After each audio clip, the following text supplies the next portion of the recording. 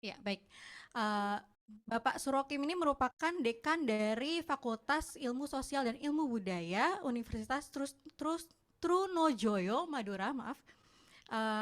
Bagaimana sudah hadir secara virtual? Baik. Bapak, selamat siang. Selamat siang, Mbak Sudah Nadia. terdengar suaranya? Baik, suaranya sudah terdengar ya Pak ya, suara saya? Terdengar jelas. Baik. Baik Pak, mungkin bisa dimulai saja paparan dari Bapak Surokim, nanti akan dilanjutkan dengan paparan dari Bapak Munir Sarah. Silakan Pak, waktu dan tempat kami persilakan. Baik, terima kasih. Suara saya sudah terdengar, Mbak Nadia. Terdengar jelas Pak. Baik, ya. Bismillahirrahmanirrahim. Assalamualaikum warahmatullahi wabarakatuh. Selamat siang, Waalaikumsalam warahmatullahi salam wabarakatuh. sejahtera untuk kita semuanya.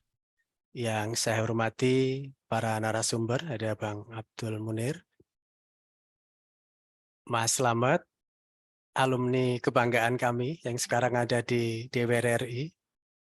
Juga ada Mas Abdalul Farizi, dan juga yang hadir di Zoom kali ini. Izinkan saya dalam kesempatan pagi hari ini menyampaikan terima kasih dan salam hormat. Yang pertama kepada Mas Slamet yang sudah berkenan bersama dengan Kominfo untuk menggelar acara ini. Saya kira ini acara yang menurut saya sangat krusial dan penting di era transisional. Mungkin saya butuh waktu agak panjang sedikit untuk bisa berbagi kepada mas-mas, mbak-mbak sekalian terkait dengan perkembangan teknologi digital dalam rangka untuk menumbuhkan generasi proaktif guna menghasilkan wirausahawan insani positif. Nah, judulnya agak panjang. Sebagaimana tadi sudah disebutkan oleh Mbak Nadia, saya sehari-hari sebagai Dekan FISIP dan Ketua Asosiasi Perguruan Tinggi Ilmu Komunikasi Jawa Timur. Jadi tema yang menurut saya pas dengan apa yang selama ini kami geluti terkait dengan bagaimana teknologi digital itu bisa memberi manfaat, yang paling penting memberi inspirasi kepada mas-mas, mbak-mbak generasi milenial ini untuk bisa memanfaatkan, untuk bisa mengambil manfaat dari perkembangan tersebut. Sebagaimana kita tahu semua bahwa tentu sebagai sebuah negara kita tidak bisa mengandalkan sekadar sektor sumber daya alam, ya. Kita butuh penguatan sumber daya non alam. Jadi sektor digital, industri kreatif, UMKM, pariwisata, tentu itu adalah hal-hal penting yang juga harus kita optimalkan dalam rangka untuk penguatan ekonomi nasional kita. Sehingga kita tentu perlu untuk mendorong lahirnya entrepreneur, wirausahawan, dan juga pengusaha-pengusaha muda. Karena sebagaimana kita tahu, syarat untuk menjadi negara maju, itu paling tidak jumlah pengusahawan, wirausahawannya itu minimal 14%. Sementara hari-hari ini, sampai waktu sekarang ini, kita baru bisa mencapai 3,1%. Masih ada gap angka yang cukup besar saya kira untuk menuju ke 14% itu, sehingga perlu percepatan dan juga perlu ikhtiar dari semua pihak agar jumlah wirausahawan ini semakin meningkat. Sementara tantangan yang kita hadapi sungguh tidak mudah. Kita mengenal namanya triple disruption, ya, ada revolusi digital, ada pandemi yang baru kita lalui kemarin dan pasca pandemi, ada perubahan iklim yang luar biasa berpengaruh, dan juga bayang resesi dunia yang mungkin 2023 sebagaimana sering disinggung oleh Bapak Presiden, penting untuk kemudian dijadikan perhatian. Di mana semua itu kita akhirnya dikenalkan dengan istilah VUCA. Jadi era yang sungguh kompleks, sungguh tidak pada pola, tidak jelas, yang kadang-kadang unpredictable.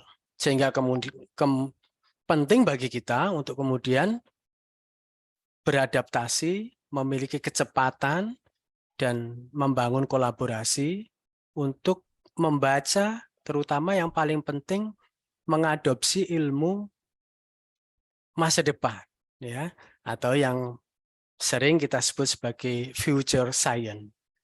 Ini hal penting untuk kemudian bisa kita adopsi supaya kemudian kita membaca masa depan itu jauh lebih presisi sehingga kemudian kita bisa memprediksi masa depan itu lebih tepat. Sebagaimana sering dikatakan oleh para ahli termasuk Abraham Lincoln bahwa the best way to predict the future is to create it. Mari kita ciptakan karya-karya hari ini berbasis kebutuhan masa depan karena dengan cara seperti itulah kita bisa survive. Dan kata kunci adaptasi, respon ini menjadi hal yang penting karena ternyata bukan yang paling besar, bukan yang duluan, bukan mungkin ya bukan gen, bukan agama, bukan faktor-faktor demografis yang kemudian akan menentukan seseorang itu bisa bertahan, eksis, dan berkembang, tetapi ternyata respon mereka terhadap perubahan itu yang menentukan.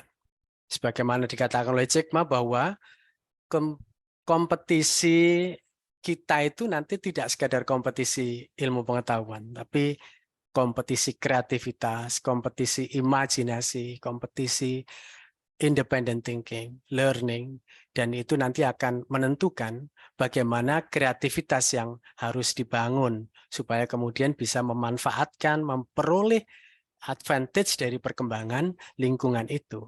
Kita butuh pasukan-pasukan kreator dan pasukan inovator untuk kemudian bisa masuk ke dalam dunia digital yang menurut saya peluang dan tantangannya sungguh besar. Jadi ini dunia big dan super data yang membutuhkan persiapan yang tidak mudah. Ya, ada persiapan literasi teknologi, persiapan karakter dan mental yang sekiranya itu akan menjadi penting karena nanti kita akan menghadapi era yang sungguh di mana kita akan terkaget-kaget karena banyaknya informasi dan sumber berita yang bisa kita akses tiap hari. Jadi mungkin hari-hari ini kita masih kisaran 400-500, tapi nanti bisa sampai 1000, bahkan 1500, bagaimana terjadi di negara maju terkait dengan terpaan informasi ini. Nah, kita nanti akan memasuki era di mana medan kompetisi akan berubah. Dan teman-teman milenial, khususnya para santri muda di Madura, tentu tidak asing lagi dengan medan kompetisi seperti ini. Nanti adik-adik, para santri juga diharapkan bisa membangun startup yang mungkin bisa global atau mungkin bisa go nasional menjadi satu bisnis yang bisa dibanggakan dan bermanfaat bagi banyak orang. Nah, untuk menuju ke arah sana, saya ingin meminjam apa yang pernah disampaikan oleh Prof. Arif Satria beberapa waktu lalu di Universitas Trunojoyo Madura, bahwa penting bagi adik-adik untuk punya growth mindset.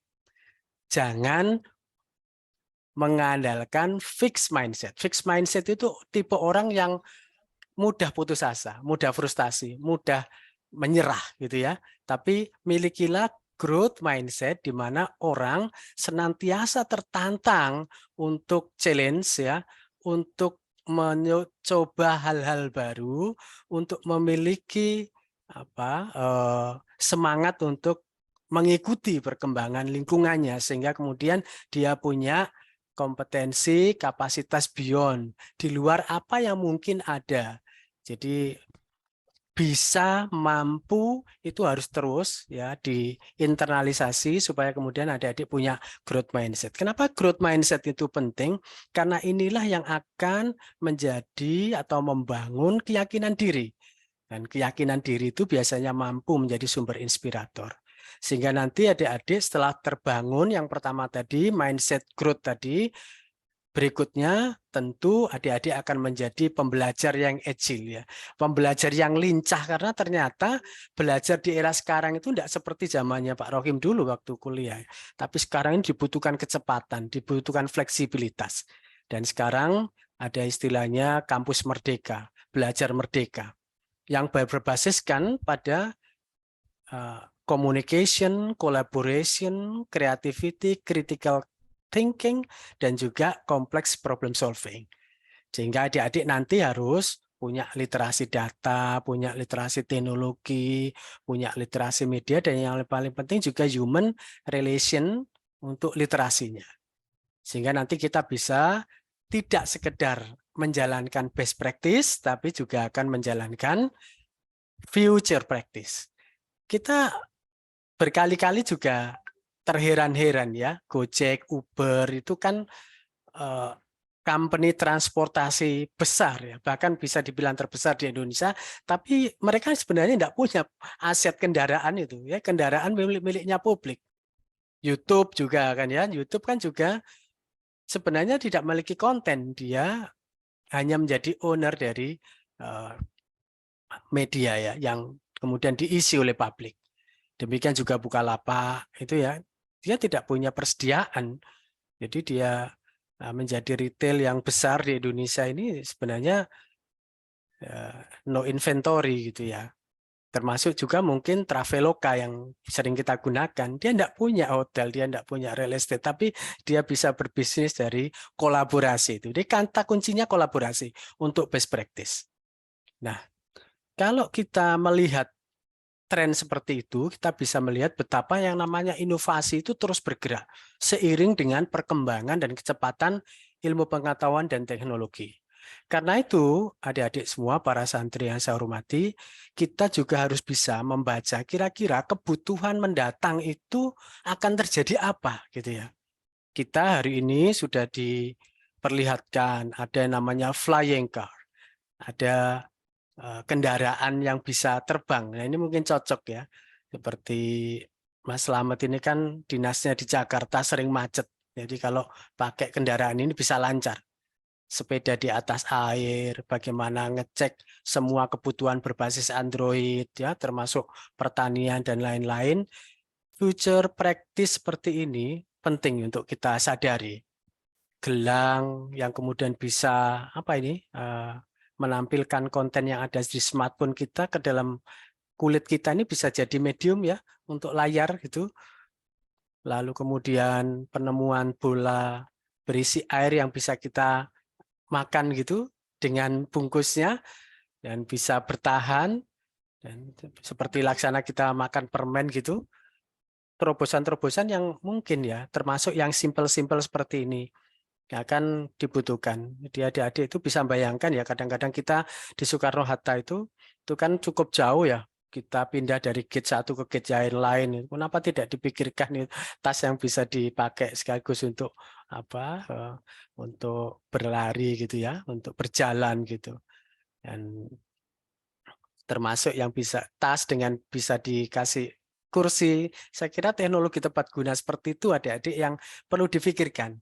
Jadi seperti cara mencuci piring seperti ini sudah ada teknologinya, bisa cepat sekali untuk membersihkan piring. Mobil terbang tadi, ini nanti sebentar lagi Jakarta pasti akan cepat untuk mengadopsi teknologi seperti ini. Sepatu yang bisa mendeteksi bagaimana kecepatan detak jantung kita, sudah berapa kilo kita berjalan, atau kemudian tempat seperti apa ini tidak butuh lagi ya kita mesin untuk merapikan pakaian, tapi nanti kita cukup dengan alat ini sudah rapi baju kita seketika. Ngecas HP, ngecas handphone dengan tenaga surya matahari sudah bukan hal yang baru lagi. Nah, semua seperti ini tuh sebenarnya harus menjadi frame kerangka kita untuk berpikir bahwa ternyata banyak ya kebutuhan-kebutuhan masa depan. Apalagi kalau kita bicara tentang food ya, kita bicara tentang mobile delivery, kita bicara tentang training-training. Sebenarnya fashion terutama ya, food fashion itu sesungguhnya bisnis yang tidak mengenal kata krisis, di mana-mana orang selalu butuh makanan, selalu butuh pakaian gitu ya. Dan kalau kita bisa membuka peluang yang lebih bagus terkait dengan itu, dengan service excellent, akhirnya kemudian kita menjadi agen-agen kreator baru, saya kira cukup banyak peluang bagi kita semua untuk memanfaatkan teknologi digital untuk bisnis ya. Dan kita semua ya tidak usah kaget, 274,9 juta ini, di kita ini jumlah HP yang dimiliki hampir 125%, jadi ada 345 juta ya yang punya smartphone itu. Jadi jumlah orang dan jumlah HP-nya lebih banyak HP-nya itu. Dan pengguna internet yang cukup luar biasa di kita juga dikenal sebagai pengguna media sosial yang luar biasa. Bahkan TikTok itu kita sekarang juara 2. Jadi kita serba juara untuk urusan ini ya, media sosial. Maka kemudian kita harus bisa memanfaatkan kira-kira bagaimana dengan tren seperti ini, bagaimana orang mengkonsumsi teknologi digital untuk mendampingi mereka setiap hari. Tentu kita tidak boleh lupa, di balik ada keunggulan-keunggulan tadi, tentu harus juga waspada ya terhadap penggunaan teknologi digital gitu ya. Ada laporan 4.250 kejahatan cyber tahun 2020 ya, 2 tahun yang lalu. Transaksi dagang yang mengalami penipuan itu setahun itu bisa mencapai 1.158. Dan hal-hal seperti ini tentu penting untuk kita pikirkan kembali. Yang kita maksudkan adalah optimalisasi dampak positif dan meminimalisasi dampak negatif. Karena ternyata ya sama seperti alat pisau itu ya, di balik fungsinya yang positif pasti ada yang negatif. Tergantung siapa penggunanya mau dipakai apa. Nah, saya ingin mengingatkan kita itu harus bisa mendorong diri kita itu dari motif yang hewani itu menjadi motif manusiawi. Maksud saya kalau kemudian kita itu pikirannya itu masih konfliktual, tidak mau kerjasama, itu biasanya masuk ke dalam kategori hewani begitu. Tapi kalau sudah insani, semestinya kita harus bisa bekerja sama, berkolaborasi. Nah, syukur-syukur kalau kemudian kita bisa sampai robani, jadi menjadikan semua aktivitas termasuk bisnis kita itu menjadi bisnis yang ibadah gitu. Itu sangat luar biasa. Karena itu adik-adik, teman-teman santri semuanya, open mindset itu menjadi penting, kemauan untuk belajar setiap saat ya, di mana saja. Sebenarnya setiap orang itu guru, setiap rumah itu sekolah, kata Ki Hajar Dewantara. Dan tentu tidak berhenti belajar, karena kalau kita sampai berhenti belajar artinya sebagaimana sering dikatakan oleh Albert Einstein, sejatinya kita sedang selesai gitu. Jadi teruslah belajar untuk mengenal, karena ternyata bukan IQ, ternyata yang menentukan keberhasilan pendidikan itu ternyata adalah motivasi. Jadi IQ itu mungkin faktor kesekian. Yang penting kita punya motivasi kuat, kita punya semangat yang energi positif, percaya diri untuk terus belajar. Insya Allah kita akan bisa ya sukses. Dan bagaimana memahami orang lain, saya kira ini penting untuk menjadi bekal kita semua. Jangan sampai terjebak kepada fenomena instant society syndrome. Ini yang paling penting. Adik-adik jangan sampai terperangkap kepada sindrom ingin cepat tapi jahat, ingin cepat tapi culas, ingin cepat tapi nakal. Jadi fenomena seperti inilah yang mungkin sering terjadi di media sosial kita. Orang pengen viral, tapi caranya negatif. Tentu kita tidak ingin adik-adik menjadi seperti itu, sehingga melahirkan banyak hoax, melahirkan banyak keresahan-keresahan yang kita sebut sebagai aneka-ria kenakalan ya di media sosial. Sehingga kemudian akan media sosial kita itu akan sesak dengan hal-hal yang negatif. Kita tentu tidak menginginkan seperti itu. Kita jangan sampai dibilang seperti iklan tadi ya, menjadi masyarakat kurang sopan, masyarakat yang tidak jujur. Saya kira kita tidak tipikal seperti itu. Dan kita bisa memperbaiki ini dengan meningkatkan digital skill kita, bisa meningkatkan etik digital kita. Saya kira hal-hal yang positif dari digital masih akan kita bisa lakukan sehingga kemudian kita nanti akan bisa menghasilkan, ya, memanfaatkan teknologi untuk kepentingan menguatkan usaha-usaha baru kita. Dan tentu saja kita tetap berharap adik-adik semua santri-santri akan menjadi wirausahawan baru yang menurut Pak Rohim penting, karena kita juga selain manfaat tadi itu juga ada ancaman ya untuk cyber digital ini. Dan tanggung jawab kita semua untuk memiliki kedaulatan digital ini, karena sesungguhnya yang bertugas menjaga NKRI ini juga kita semuanya. Dan itu bisa terrepresentasikan melalui media sosial kita. Kita ingin masyarakat kita punya open-minded yang kuat, tapi juga punya karakter yang kuat. Makanya pendidikan SDM itu menjadi penting. Sehingga kemudian kita akan tetap memelihara kreativitas, inovasi ditambah dengan karakter. Ya, karakter. Sekali lagi ini penting supaya kemudian kita bisa menjaga integritas ini. Ini yang kemudian langka di negeri ini.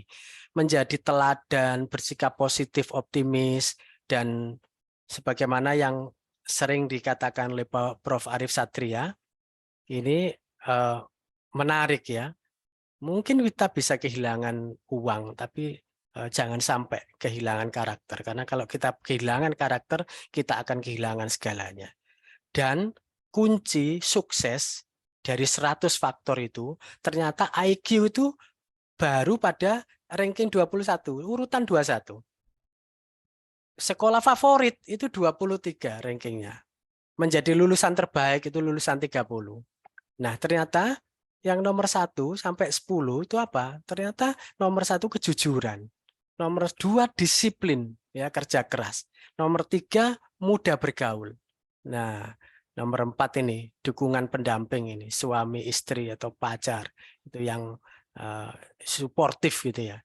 5 kerja keras. Coba bayangkan ini faktor-faktor karakter yang akan mendampingi adik-adik sekalian. Kalau adik-adik sampai tidak jujur, tidak disiplin, tidak bisa berkomunikasi dengan orang lain, tidak mau bekerja keras, tidak mau mencintai pekerjaannya, saya kira adik-adik akan sulit mendapatkan kesuksesan di masa depan. Karena itu karakter dan kapasitas harus dijadikan satu.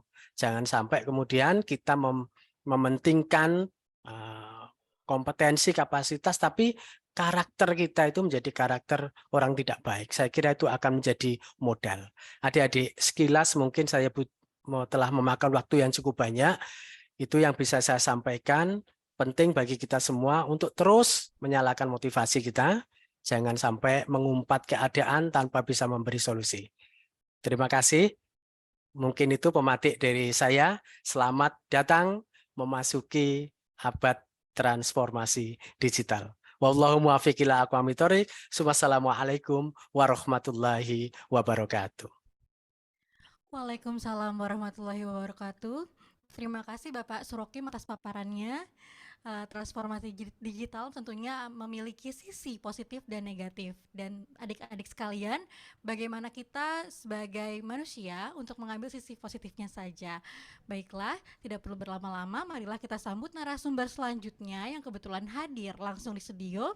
Marilah kita sambut bersama Abangda Munir Sarah selaku pimpinan redaksi faktual.co.id. Ya.